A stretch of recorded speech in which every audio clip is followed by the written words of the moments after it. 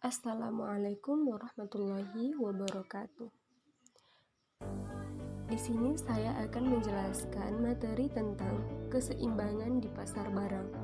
Saya Mas Jaleha Harahap, NIM 1940100085. Poin-poin yang akan saya bahas, yang pertama, pengertian keseimbangan di pasar barang. Yang kedua, keseimbangan jangka pendek, kurva ISLN. Dan yang ketiga, keseimbangan sektor real atau pasar barang dalam ekonomi Islam.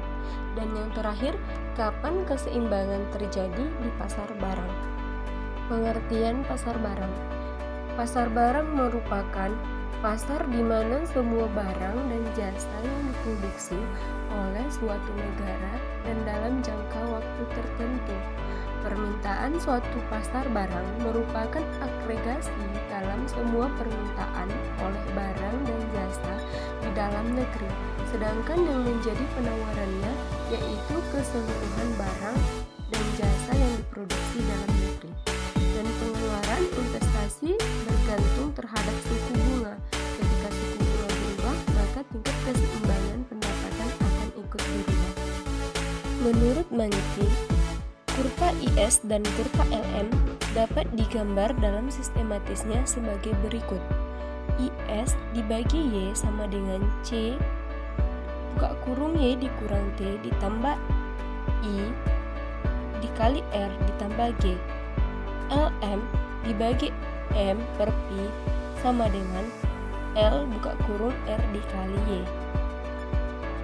Model tersebut menunjukkan kebijakan fiskal G dan T, kebijakan moneter M dan harga, sehingga hal tersebut menunjukkan kurva IS hanya menunjukkan kombinasi antara R, dan hal ini sesuai dengan persamaan pada pasar barang, dan kurva LM hanya menunjukkan kombinasi antara R dan Y yang sesuai dengan persamaan pada pasar uang. Dari gambar tersebut dapat kita ketahui hubungan antara kurva IS dan kurva LM yang menunjukkan secara simultan keseimbangan pada pasar barang dan pasar uang untuk memberikan nilai pada pengeluaran pemerintah, pajak, penawaran uang, dan tingkat harga. Keseimbangan pasar barang pada sistem ekonomi Islam sangat berbeda dengan keseimbangan pasar barang pada sistem ekonomi konvensional. Hal ini karena pada sistem ekonomi Islam, bunga dihapuskan dan diganti dengan keuntungan yang diharapkan atau bagi hasil.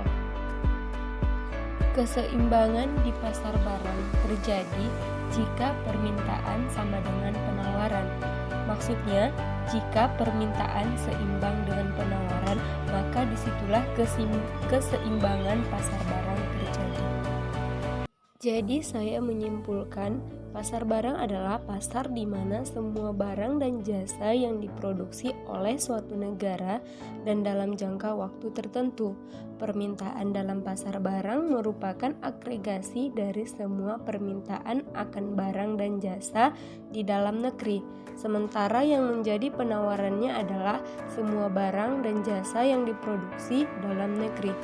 Pasar barang atau komoditi atau dikenal dengan bursa komoditi adalah pasar yang kegiatannya mempertemukan antara penjual dan pembeli untuk menjualbelikan barang-barang komoditi, misalnya kopi, kedelai, kakao, gula, jagung, tembakau, emas, perak, tembaga, dan lainnya.